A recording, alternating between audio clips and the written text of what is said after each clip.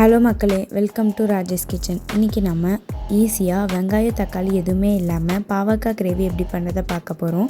அதுக்கு ஒரு பேனில் ஒரு கப் அளவு வெள்ளை எள்ளு, இதை நல்ல கோல்டு ப்ரௌன் ஆகிற அளவுக்கு வதக்கி இதை மிக்சியில் அரைச்சி எடுத்துக்கலாம். இப்போது அதே பேன்லேயே 2லேருந்து 3 கரண்டி எண்ணெய், ரவுண்டாக வெட்டி வச்சுருக்கிற 2 பாவக்காய் சேர்த்து இந்த எண்ணெயோடையே நல்லா வதக்கி விட்டுக்கலாம். இப்போது ஒரு 5 நிமிஷம் வதங்கினதும் ஒரு பவுலில் நம்ம அரைச்சி வச்சுருக்கிற அந்த வெள்ளை எள்ளு, 1 டீஸ்பூன் மிளகாத்தூள், இப்போது இது கூட 2 ஸ்பூன் தனியா powder, 1/4 spoon try mango powder, இதில் கொஞ்சம் தேவையான அளவு கல்லுப்பு, 1 டீஸ்பூன் மஞ்சத்தூள்.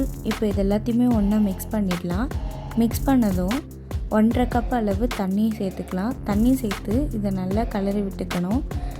இப்போது இதை நல்லா மிக்ஸ் பண்ணி விட்டதும் எண்ணெயோடு வதக்கி வச்சுருக்கிற அந்த பாவக்காய் கூட இந்த மசாலாவெல்லாம் சேர்த்து நல்லா கிளறி விட்டு கொதிக்க விட்டுறணும். இப்போது ஒரு 10லேருந்து 15 நிமிஷம் போட்டு பாவக்காவை நல்லா வேக வச்சுக்கலாம். ஓப்பன் பண்ணதும் இந்த மாதிரி திக்காக எண்ணெயோடு சேர்த்து நல்லா அந்த பாவக்காய் வந்திருக்கும். இப்போது இது கூட நான் 1/4 டீஸ்பூன் சர்க்கரை சேர்த்துருக்கேன். உங்களுக்கு வெல்லம் வேணும்னா வெல்லத்தை கூட இதில் சேர்த்துக்கலாம். சேர்த்து நல்லா கிளறி விட்டுக்கலாம். அவ்வளோதான், ஈஸியாக சிம்பிளாக ஒரு பாவக்காய் கிரேவி ரெடி.